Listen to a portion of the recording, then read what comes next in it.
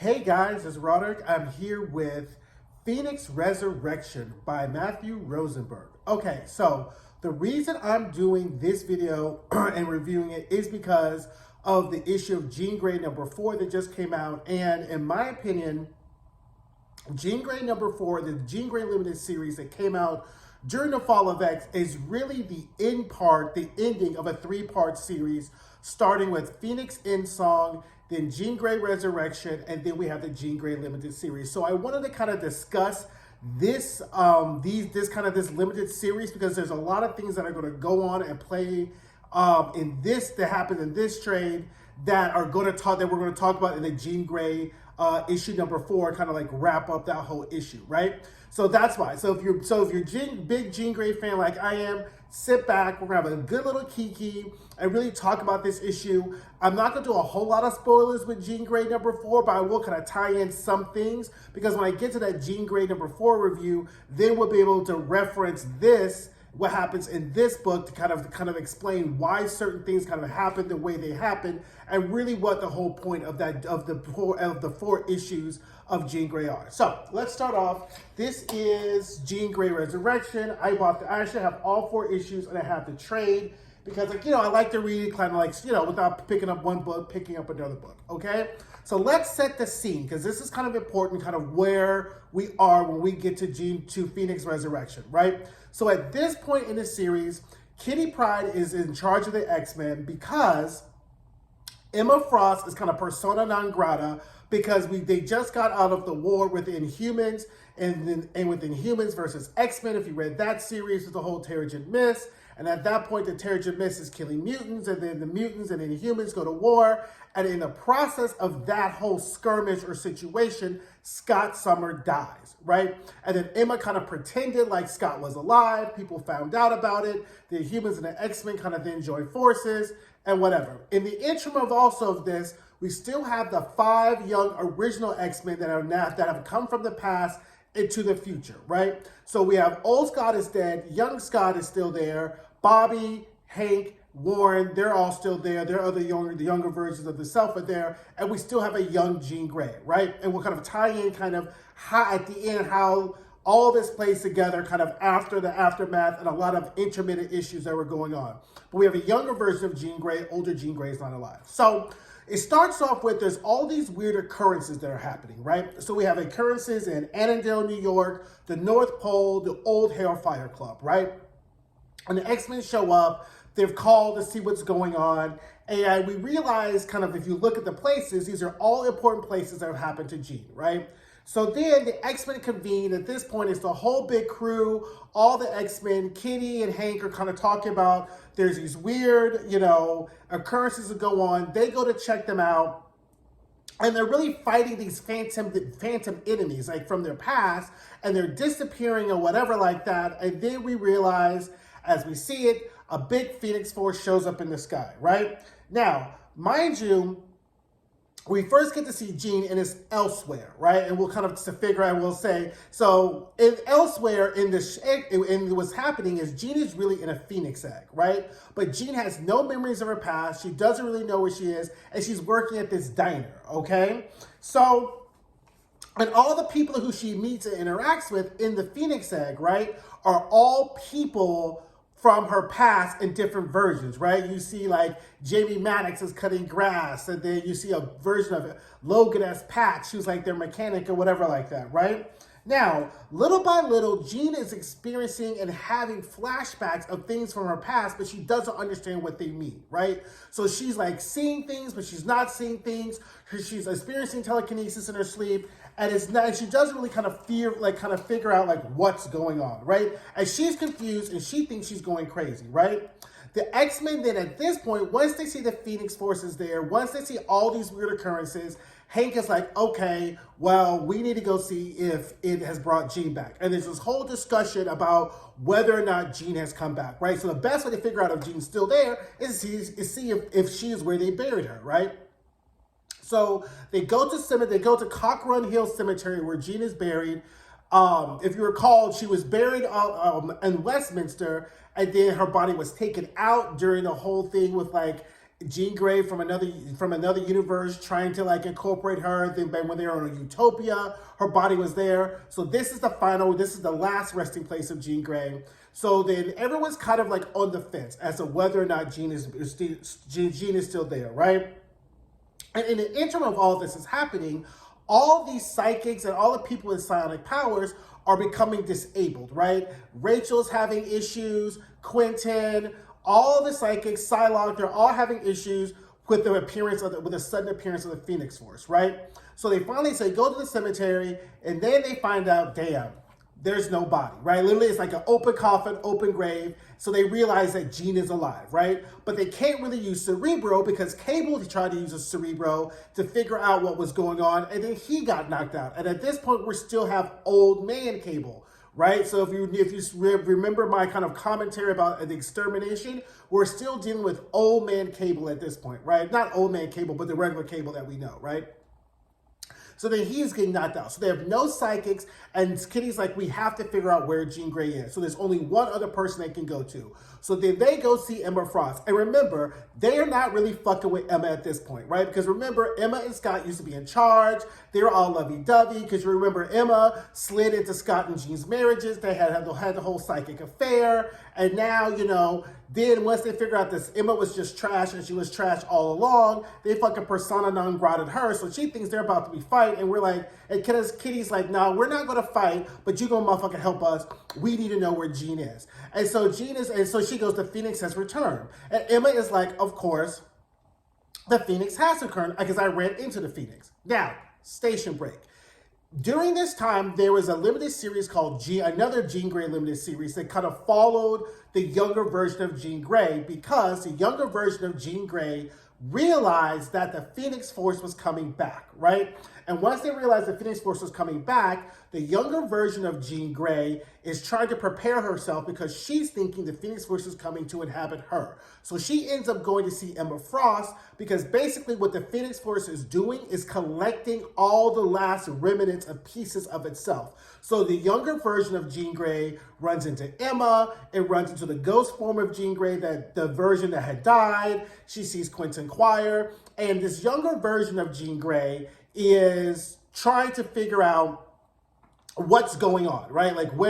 How can she prepare herself for the Phoenix Force to come, right? Spoiler alert. What really happens is, at the end of this 10-issue series, right, the younger version of Jean Grey with the ghost of Jean Grey realizes that the Phoenix Force is coming back. But the Phoenix Force is not coming back to inhabit the young version of Jean Grey. It is coming to destroy the young version of Jean Grey. Because what the Phoenix Force has realized from his previous dealings is that because Jean rejected the one time and it went to Madeline, it does not want to make the same mistakes. So one of the themes throughout this book is the Phoenix Force learning from his past dealings with Jean and not trying to make the same mistakes. So what it does is it says the Phoenix Force comes and kills the younger version of Jean Grey. The ghost of Jean Grey realizes that it was not coming to inhabit Jean Grey, the younger version. It was coming to kill it, because what the ultimate plan is to bring the real version, or the version of Jean Grey that we all know, back to life. And it did not want to have any other copies of Jean Grey on the planet when they decided to do this. Because remember, at this time, Madeline Pryor is dead, so the only thing the Phoenix Force has to do is destroy or kill the younger version of Jean Grey, so when it decides to resurrect Jean Grey, there won't be no mistakes. It won't be, oops, this is Madeline, oops, this is a younger version. No.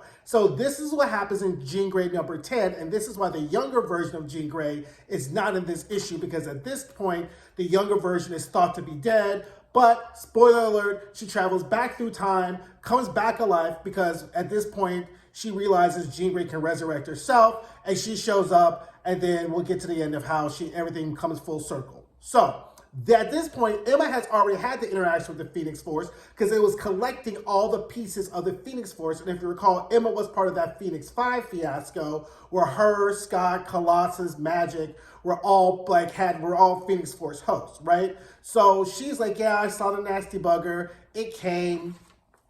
So then at this point, she's like, well, we need to know where Jean is. And she's like, bitch is in New Mexico. How do you know she's in New Mexico? Because when me and Scott used to fuck, he used to always think about her sometimes, and they think about them New Mexico. So it's that plateau in New Mexico from the Phoenix saga where they were sitting on the plateau when she did the whole open your eyes, take your visor off, it won't hurt me. That occurs on that plateau, and that's kind of what Scott remembers. So Emma surmises if that is as important it is to Scott, then that is where Jean Grey will be as well, right? So they go back. So then back in the Phoenix saga, the X-Men arrive in New Mexico, and they see the Phoenix egg, right? And the Phoenix egg lets the X-Men in, right? And Hank surmises is that what's going on is that the Phoenix is incubating Jean in the Phoenix egg, waiting for the perfect time to merge with her, right? So by taking away all its memories, kind of separating herself from the past, the Phoenix thinks that at some critical point, Jean is going to call forth for the Phoenix Force, and then that's how they're going to merge again, right? Because typically the kind of routine goes, Jean summons the Phoenix Force, it shows up, like, hey, like, even though it's been like, oh my God, I didn't know I was here, it's like right around the corner, it does that same kind of thing, right? So this time it says, okay, we'll take away Jean's memories, we'll incubate her, we're going to let the X-Men in because I know the X-Men for their ways, and they're going to try to fight me, right? And once they try to fight me, Jean's going to see this, and then that's going to be the impetus for Jean to merge with the Phoenix Force, right? So that's what Hank surmises it to be the truth.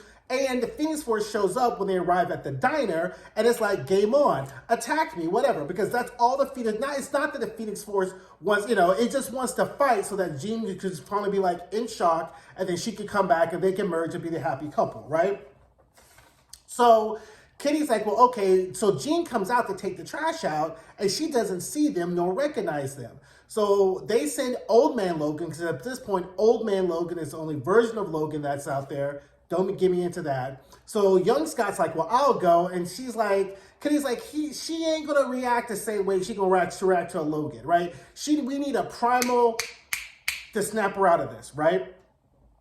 So Old Man Logan goes in, and he's trying to suss out whether Jean knows where she is, whether she has her memories. And Jean's like, hey, how are you? Do you want a cup of coffee? He's like, no. And he realized that Jean just has no idea who he is, has no idea where she is. She thinks she's working at a diner. There's an older version of Annie Richardson, who is Jean's young friend who died when she was 12, which caused the onset of Jean's mutant powers to begin. She's like acting like as her friend who owns the diner or whatever. So Logan slashes her throat, and Jean's like, oh my God, what happens? Because Annie pops back up, and she's kind of like, the jig is up, right? So at this point, Logan's like, do you know who you are? Do you know what's going on? I need to know, because so the thought process is Logan's like, well, before shit goes left, I may have to kill you too, just like we did the last time you were the Phoenix or whatever like that, right?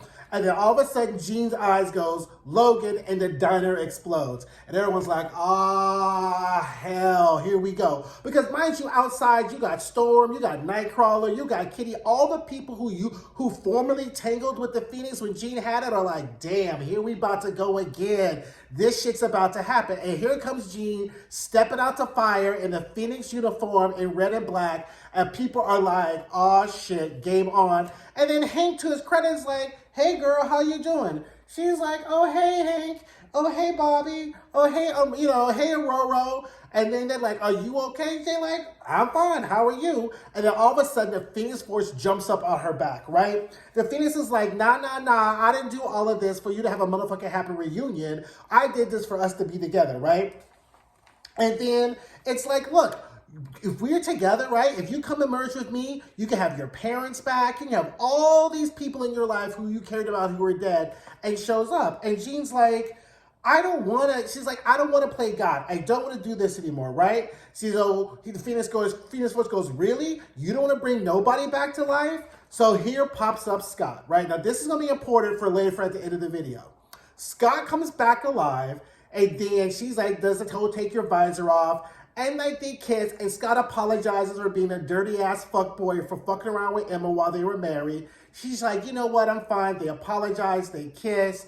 And then Jean was like, you know what? I think we both were better off dead. And she tells the Phoenix Force, look, you even bringing Scott back is not going to make me want to go and merge with you, because you just bring death and destruction and you can't be trusted and you like to go haywire when we're together, right? It literally is a definition of a toxic relationship. Jean thinks that every time the Phoenix Force and her are together, nothing but bad things happen, right? Which is very good, which is going to be very important later. And the Phoenix Force is like, look, I don't think that, right? And she's like, I should have died in the shuttle. You brought me back to life. You fucking brought Madeline Pryor back to life. You killed this planet. Nothing good ever happens, right? And the Phoenix, she's like, why don't you just forget me? Just let me go. And then we get probably what I think is, in my opinion, one of the most heart-wrenching comic book panels I had read in a long time, because the Phoenix Force is like, look, it doesn't have to be like that. We could do whatever we want. We could transcend this place. It shows a picture of Jean in her uniform, in the white hot room. She's like, we can hide. Jean in her X Factor uniform. We can be the best version of ourselves. Jean when she was on the Grant Morrison run. Or it's like, we can just go back to the beginning. We could do whatever we wanted to be. And Jean realizes that she can't really trust the Phoenix Force, or in by extension probably trust herself with the Phoenix Force. And it just says goodbye, right? And the Phoenix Force is like, look, bitch, if you leave me, you're going to die again. Guaranteed. Some way, somehow, you're going to end up being dead. So you need to kind of take this deal, take me with it. And Jean's just like, look, I'll take whatever life I have, but at least now I'll have the life that I want without having it with you, right? Because I don't think it's right, the things we do together and what we end up being, what happening. So the issue ends with Jean in the rain, crying in her original X-Men uniform, and the Phoenix Force is gone. Phoenix Force leaves them. And then Hank is like, welcome back, Jean. Okay, so let's get to kind of how this comes full circle. So now, at this point, Jean is back. What ends up happening is she ends up leading her whole team of X-Men Red, whatever. And then we kind of have this extermination issue that happens where all the 5 original X-Men have to go back. But here's the gimme gotcha. I believe it's X-Men Blue Annual #1, right? Because if you recall my discussion in Extermination, where they're killing all the original X-Men, and then little kid Cable comes back, he's trying to help them. Cable goes back in time and puts a Phoenix reactor in the dead body of Scott, right?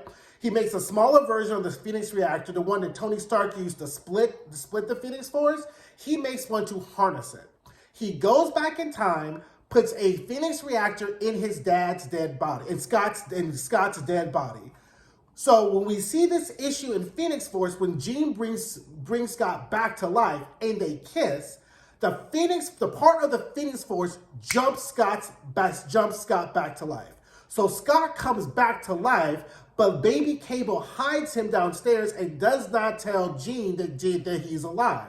So what then happens is that Jean and all the other X-Men are taken away by Nate Gray, and then Scott is left with the other X-Men, and then he loses his eye, and then they all come back, and Jean sees without an eye, and they're finally reunited in real life, and then that really is the send-off before we go into the Krakoa age, right? I really did not do that last part justice, but it really was a very interesting thing they do of how they brought Scott back to life by using that panel of that occurrence that happened in the Jean Grey Phoenix Resurrection, right? And by this point, young Jean Grey comes back to life when she's like in Madripoor, Thailand, that's where they're living. So then when she finally comes back to life and finally makes it back to where they're all staying, real Jean Grey is sitting up in a room, be like, hey girl, we gotta talk, right? So then that's how that all ends. So the reason I thought this was very important is because at this point, the Phoenix Force has failed again to kind of convince Jean to merge with it, to be its host. And what we see in Jean Grey 4 is that the Phoenix Force decides to take a different approach, right? And this is, I feel, the most quite interesting, and why I think it goes in song, Phoenix Resurrection, and then this latest Jean Grey Limited series, is that we see the Phoenix Force try to make another persuasive argument. And if you want to hear what I think about that argument and the details of that, check out my Jean Grey #4 review that should be loaded up within a day or so, right? So anyway, I'll probably load these both up on the same day. So that is Phoenix Resurrection. Give me your comments. If y'all have already read this, tell me what you thought of it. At the time, I loved it. Reading the Jean Grey #4, I realized, oh my God, I realized how good it was. So I still think it holds up to the test of time. I think it's a fantastic Jean Grey story. It's a fantastic Phoenix story. Especially in the backdrop of all that Inhuman, X-Men, Mishigosh that was going on. It just kind of adds a different flavor of a Jean Grey resurrection story. So I gave it, a 10 out of 10. I think it's one of my favorite comic book series or trades or whatever like that. So anyway, guys, don't forget to like, don't forget to comment, don't forget to subscribe, and I'll see you guys later. Bye.